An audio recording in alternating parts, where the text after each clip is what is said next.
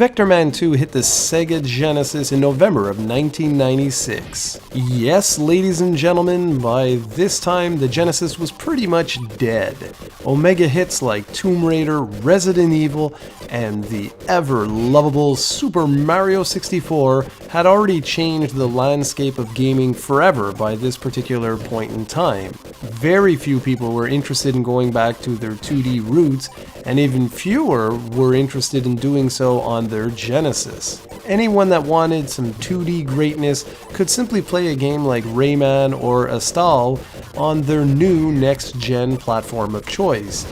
A few months after Vectorman's release, Vectorman 2's release anyway, gamers would get Castlevania Symphony of the Night on the original PlayStation. All this to say that while Vectorman was a nice hit for Sega, releasing Vectorman 2 on the Genesis instead of on the Saturn may have been a mistake in hindsight, if only because the game got largely overshadowed and ignored because of the platform it was on. Interestingly enough, that has absolutely nothing to do with the fact of why I dislike Vectorman 2. Okay, dislike isn't exactly right. It's a solid game, it's just that it doesn't really compare too well when you put it side by side the original game. Sure, the same excellent graphics are here, and yes, the game actually makes better use of lighting this time around, but in terms of its concept, it just isn't as exciting. At the end of the first game, Vectorman defeated Warhead and restored peace to the Earth. So he went ahead and continued his job of cleaning up the planet. One day, while returning from a sludge dump, his barge is attacked and he floats down to Earth to discover a horde of mutant insects aimed to inhabit the planet all for themselves. Vectorman ain't gonna have that! So he sets out to destroy everything that moves and makes his way to the evil Black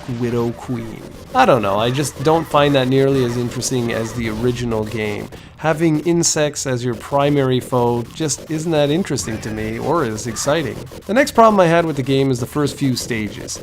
Sure, you expect them to be challenging, what with coming off the original game, you know that you're in for a rough time, but here the first few stages are made up of mazes and the ever-lovable vertically scrolling platform stage where you can drop off any platform at any moment in time as soon as one enemy touches you, and guess what, you fall all the way back to the ground and have to repeat the whole stage over and over and over again. It's painfully frustrating, and this is how the game opens. It's extremely annoying, and it left a bad taste in my mouth that has stayed there for nearly 20 years. The graphics are extremely dark in these beginning areas as well.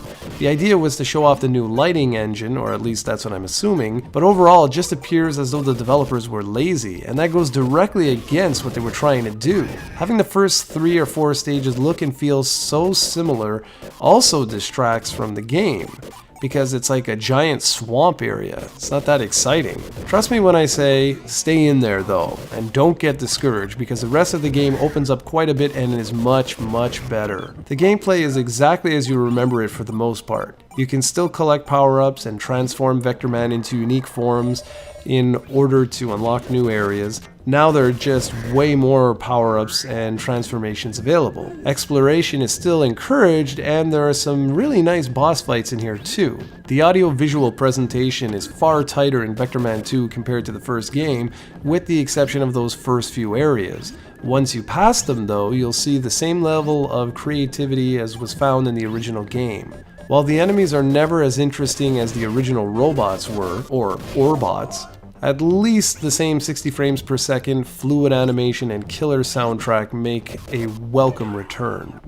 Since Vectorman 2 is mostly a forgotten sequel on the Genesis, you can find it for relatively cheap these days, complete in box and even brand new.